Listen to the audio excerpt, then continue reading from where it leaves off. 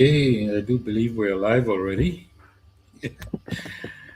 We are live.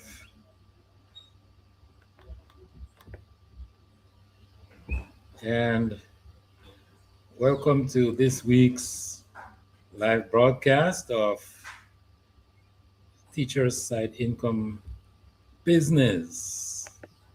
We're just a few minutes late, so bear with us. And I'm your host, Rodney Davis. For those of you who don't know us yet, I don't know who is on the broadcast. I didn't get time to check the who is here. But I'm a retired school social worker. Been in education for 26 years. And I spent a lot of time getting ready for helping teachers with what I now call your second act, because there's a wonderful opportunity out there that I think teachers need, teachers want, but nobody's making them aware. So I took that to be my task over the next couple of years. All right, we're going live simultaneously on LinkedIn, on YouTube, and also on Facebook. So, whichever platform you're on, um, you should be able to see the comments, especially if you're on YouTube or Facebook. Um, LinkedIn, not so much.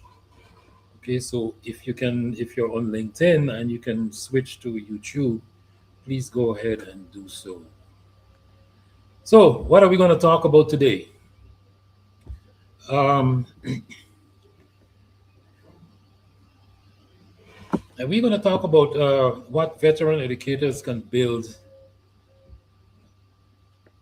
with the expertise that they've spent the last 10, 15, how many years they've been in education um, developing. And I know that this is not something that people assume or even take for granted, right? But my premise is that if you've been in education for anything longer than 10 years, you have marketable expertise, even though you might not recognize that that's the case. All right. Well, anyway, I'm glad you're here tonight. This one is well, all of them are important, but this one is especially important because today we're going to be announcing the opening of our registration opportunity for the masterclass that's coming on May the 11th.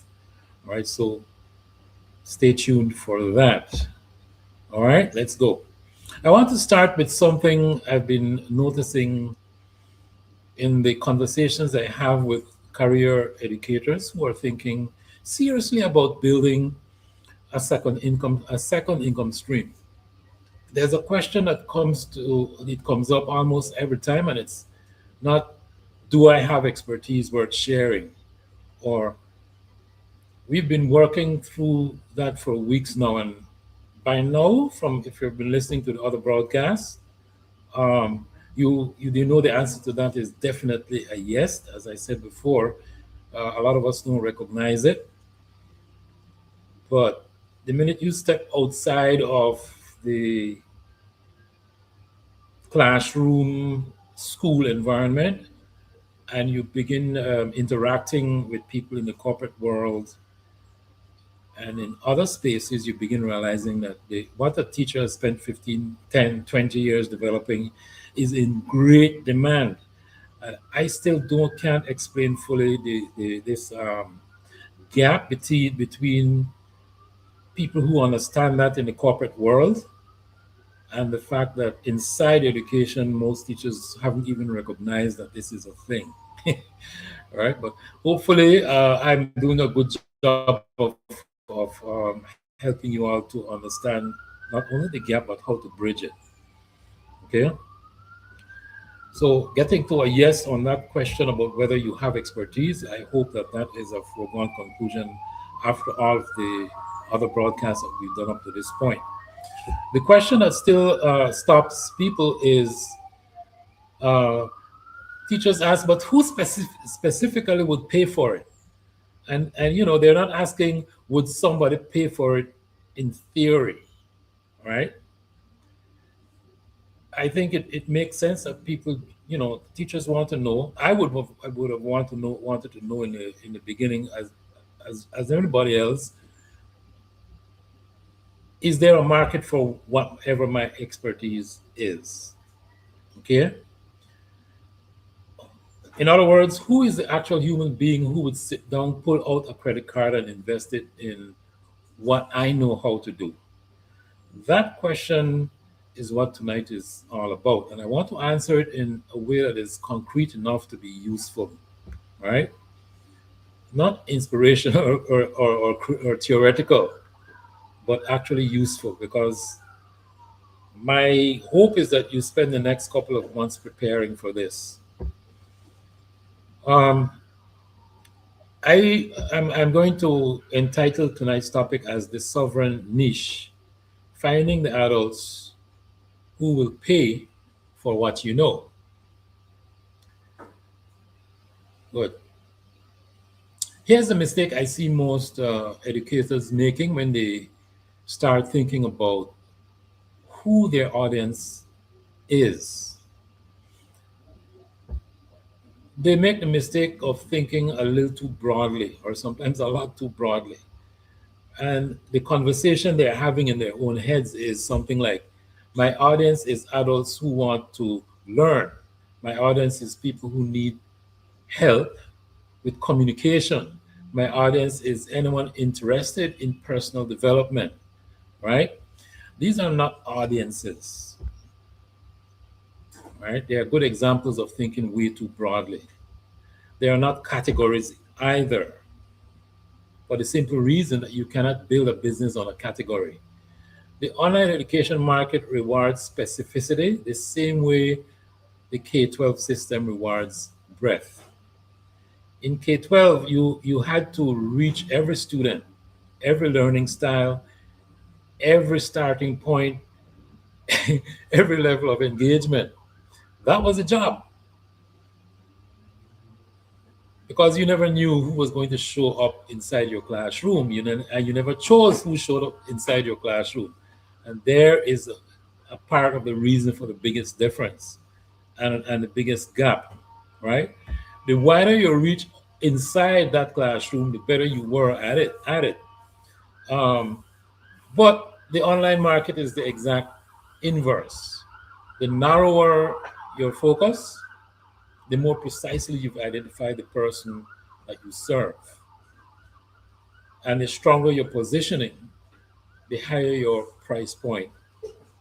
And counterintuitively, the faster your audience will grow, right? So I think a lot of people picked up already that if you're going to be building a business and it's an online business, at some point you're going to have to make use of social media and grow an audience, right? So this statement that I just made is very, very relevant. You know, how fast are you going to grow your audience? And what I'm trying to say here is that that is directly proportional to how specific you can get about who you're going to be serving, because that is going to frame how you talk about your expertise. Because here's what happens when you get really, really specific. The right person finds you and thinks, this is exactly for me, not this might apply to me, not this is kind of relevant, but it is exactly for me. And when someone feels that, when they read a headline or hear a description, and they feel seen at that level of precision, there is less hesitation. All right.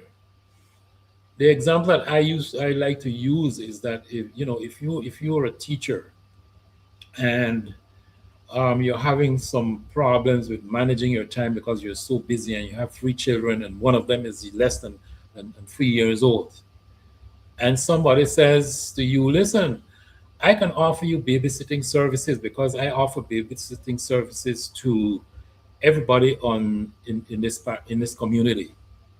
You might stop long enough to listen, but you're not going to hesitate if that person has said, I offer babysitting services to teachers who have more than 3 children, and especially if they have a busy schedule and their last child is less than a year old. You're going to hesitate less. So I hope that gives you a good example of what we mean by specificity. All right. In the business world, they teach this in Marketing 101, but of course, we haven't been in the business world for the last 10, 15, 20 years. And so we didn't know this, and hopefully we know it now.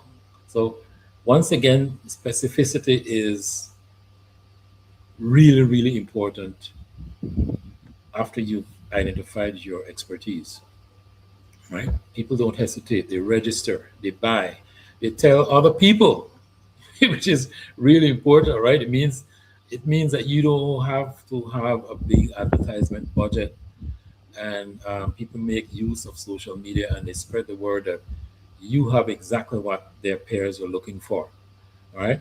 That feeling of being exactly seen is the most powerful conversation mechanism in this market. And it only happens when you have done the work of getting specific about who you serve. Very important. So let me tell you what specific actually looks like, because I think people hear niche down and they think it means picking a subcategory, right? It doesn't. What it actually means is identifying a real human being with a real problem that you are specifically equipped to solve. And let me give you some examples. I want to be clear.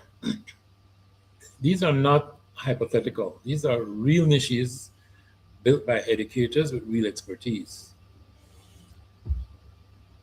A veteran reading specialist, for example, who spent 18 years helping struggling readers in, let's say, Title I schools. Her niche is not reading instruction. Her niche is adults, specifically first-generation college students, who read at a level that is holding them back. They're academically and professionally held back. So people who got through school without anyone fixing the underlying problem. And they are now in their 20s, probably, or 30s, maybe a little embarrassed, avoiding situations that expose the gap, and they're desperately wanting help from someone who's actually solved this problem. Not a tutor, not an app, but a real specialist who has spent nearly 2 decades doing exactly this. Now, you might have been doing this in the classroom with 4-year-olds, right? Or if you were a speech therapist, you might have been doing this one-on-one with people or students that the schools refer to you, and you're doing this over and over and over, right? But you can take that same skill and use it with human beings who are in a totally different situation, but it's the exact same skill. All right, very specific problem, and this person, of course, has real money to spend in solving it because the stakes are real. Career advancement, for example, is a problem. Professional credibility, self-respect. Okay, a high school history teacher who spent maybe 15 years coaching or coaching debate, right? Debating skills. His niche is not something you can come up with quickly, like public speaking. You have to get more specific, right? His niche is mid-career professionals, the ones who are technically excellent at their jobs, but who freeze over preparing or under delivering the moment that they have to present to a room. People who know their content cold, but can't command a room the way that their less knowledgeable colleagues can. This is a very specific frustration felt by a specific kind of person who has specific money to invest in fixing it, right?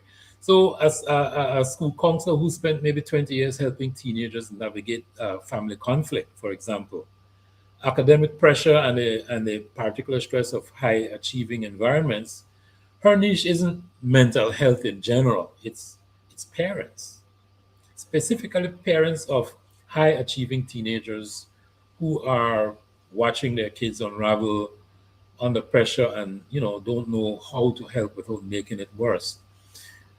So parents who, for example, needs the kind of guidance that usually only comes from someone who has maybe sat across from thousands of teenagers and understands what actually is happening, right, beneath the surface.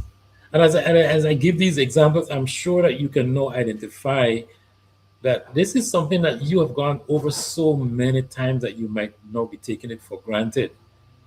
And hopefully you can also see the tremendous value that it has for people who has not solved for it as yet.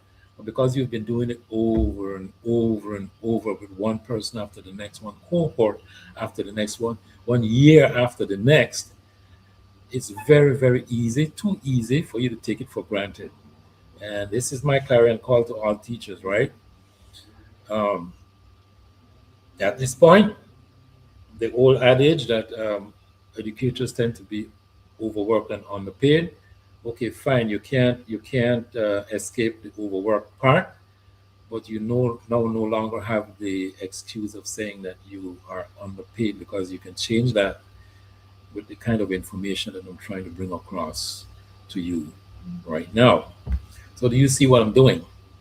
In each case, there's a specific person, a specific problem, a specific reason that they're spending money, and a specific reason that educator is the one that is most credible to solve it, right? So I don't want to hear again from anybody I'm coaching. I don't know what I have to deliver, and I don't have anything specific. It's too general. And, I've been doing what I'm doing for so long, but I don't see how anybody is going to use that outside of education. Think outside the box a little, right? And hopefully, after you join up with some of the things that we're going to be doing over the next couple of weeks, we can get together and discuss these issues further. But in a nutshell, this is what I call a sovereign niche looks like. Not a category, a person with a problem and a reason to choose you.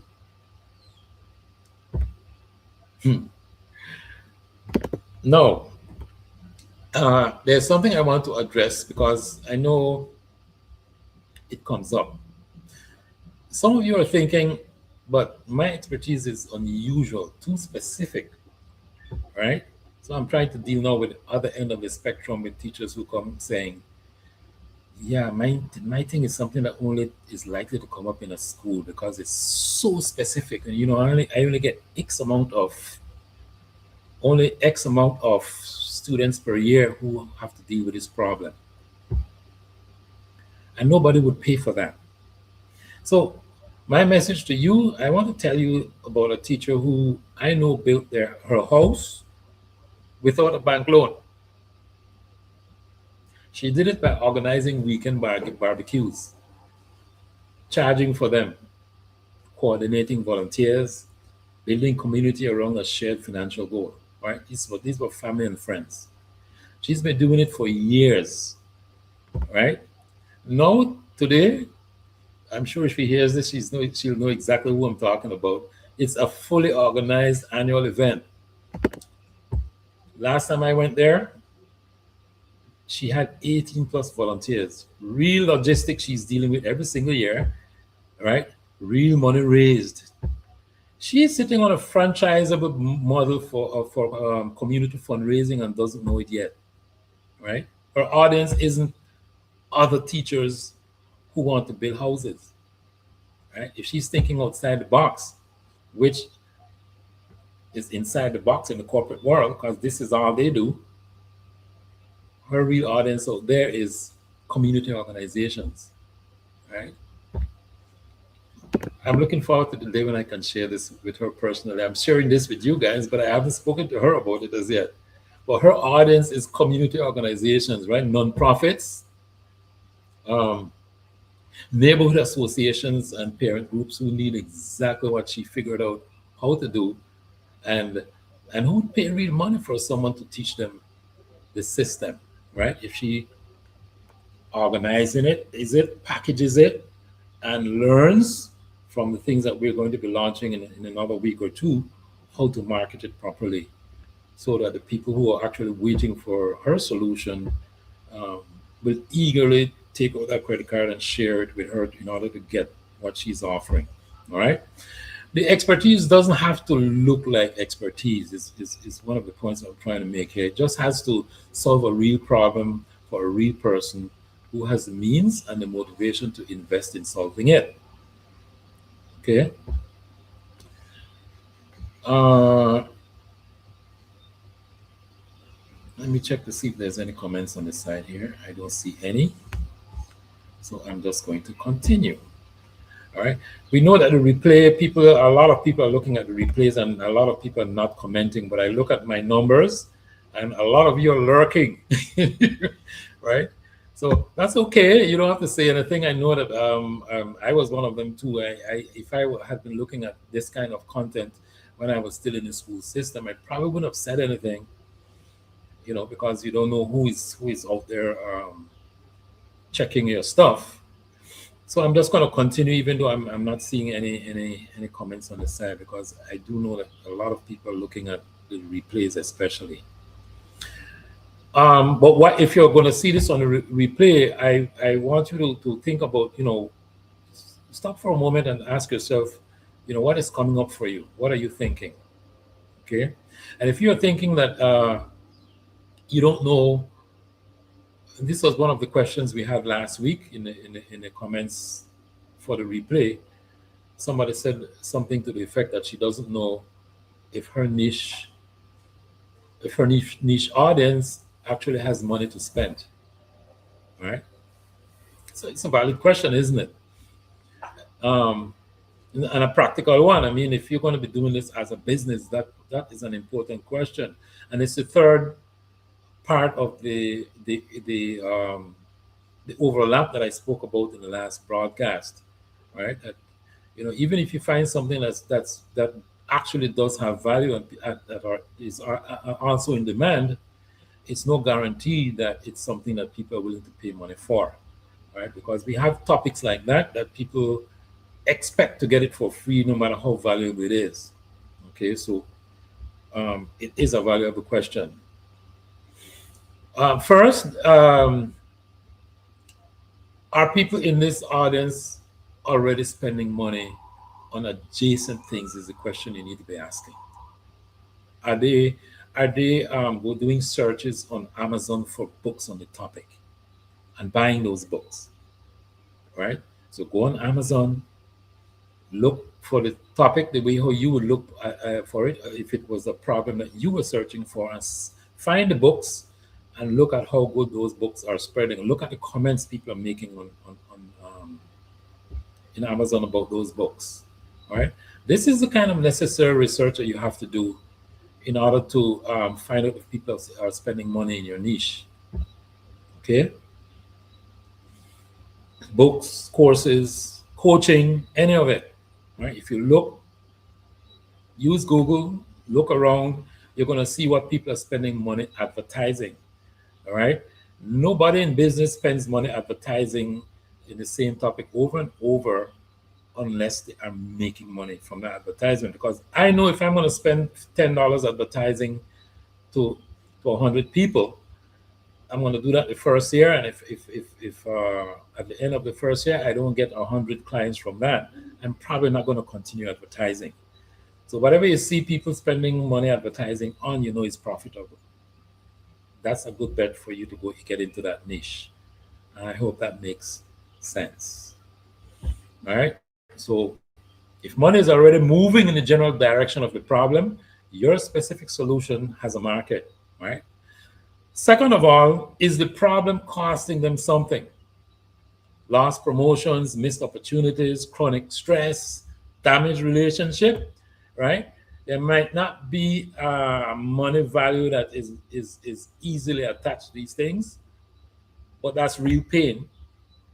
And trust me when I tell you, the more severe the pain from an emotionally or psychological level, the more you can be convinced that people will pay money for, scratching that itch, so to speak. Right? So, these kinds of problems with damaged relationships and so on, they are problems with real costs, and they produce real willingness to pay for solutions. So that's the second thing to bear in mind. And the third thing I'm going to bring up here is that, um, okay, so can they make the decision themselves? Okay.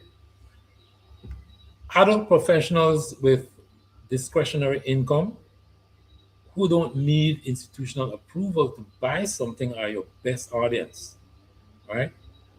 Those are the three signals together that tell you where the money is there. All right. There are some niches that, the person who is feeling the pain is not the person who is going to invest in it. All right. And those are more complicated niches. It's, for example, the teenager who is trying to get into college but has a particular impediment. The parent is the one who's going to be investing in that. And so there are ways that we can approach a market, but believe me, the parent is willing to put the money forward, because that is real pain that both of them are experiencing. All right.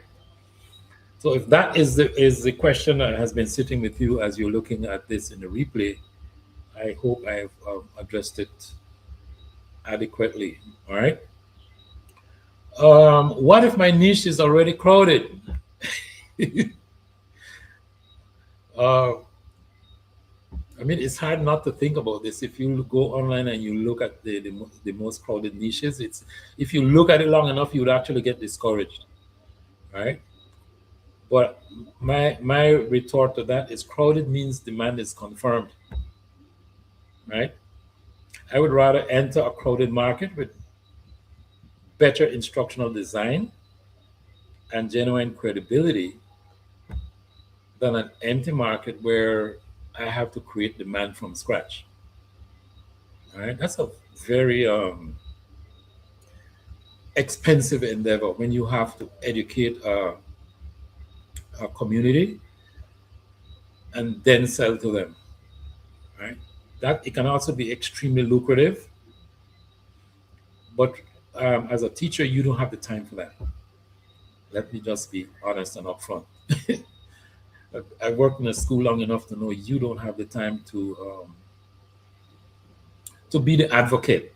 All right, it's a part of the reason why I chose to do this after retirement, because I know that a lot of teachers don't know about the opportunity, and so a lot of my efforts have to be spent on just spreading the word. Right. So if you look online, you're going to see a lot of my stuff being coming out almost every day.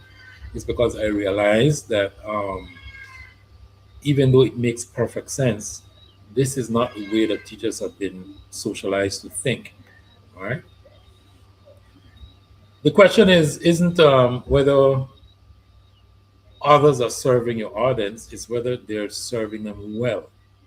Given what we've talked about over the last couple of weeks about the pedagogy gap, the answer in almost every niche is not as well as you as a teacher can. All right. And I've been waxing poetic for weeks now about the fact that the completion rates for most online courses is 5 to 15%.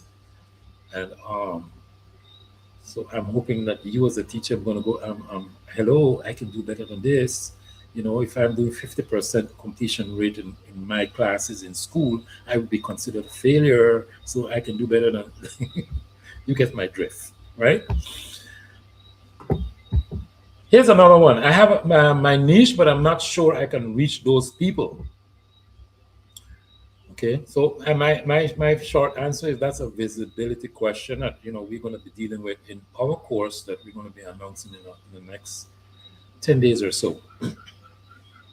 Actually, we're going to go live in 10 days, but we're actually going to be opening up our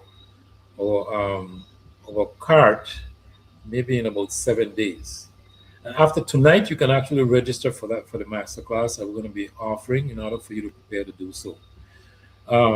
So that's not this question is not a visibility question. It has to do with your niche, which we've been talking about for the last week, right? So those are two very different problems. A bad niche is a niche nobody needs, a niche that you can't reach, yet is a niche with a distribution challenge. Distribution challenges are solvable. That's actually one of the things that I'm going to be addressing in the masterclass on May 11th, right? And so I'm not going to go on and on about it, but rest assured that distribution is expertise in it on its own, but it's a part of what you're going to be signing up for, right? We're going to be talking about that stuff. The other part of it about your niche and what you already know and your expertise isn't actually what we're going to be spending a lot of time on. All right, all I'm going to helping you be doing is learning how to talk about it in a way that is good for your marketing. Put it that way. All right. I think that is as far as I want to go with questions that I think might be popping up in your head as you're looking at the replay. Right?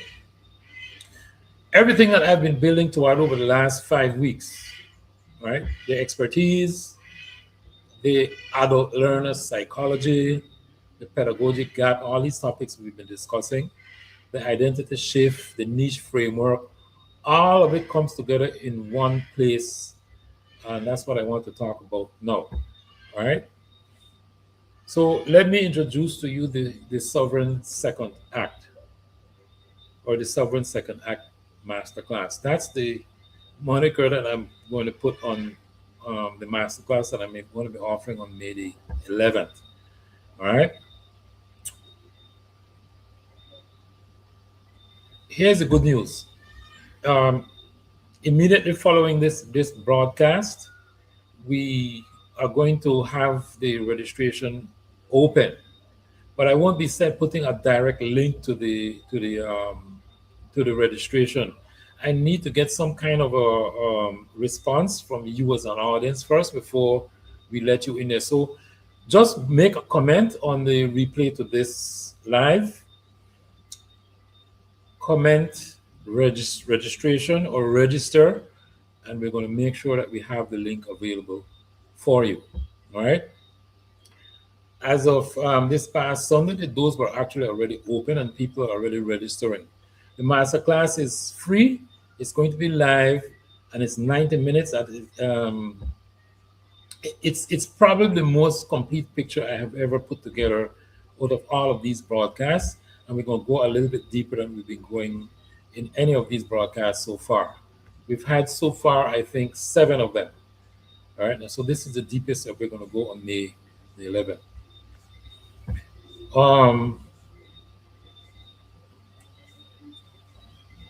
We're going to go a little bit deeper, specifically, step by step, with the real framework that you're going to be using for building your online course. And if you've been following along, if any of the last 5 weeks has landed for you, this is your next step. All right. So mention the register or registration in the comments. Right. Take your 30 seconds to do that, and then we'll have the link available. I want to see some feedback before I actually open the page. So having said that, I'm not going to take up any more of your time. Let's get some feedback to the replay, and we're going to see you on May the 11th.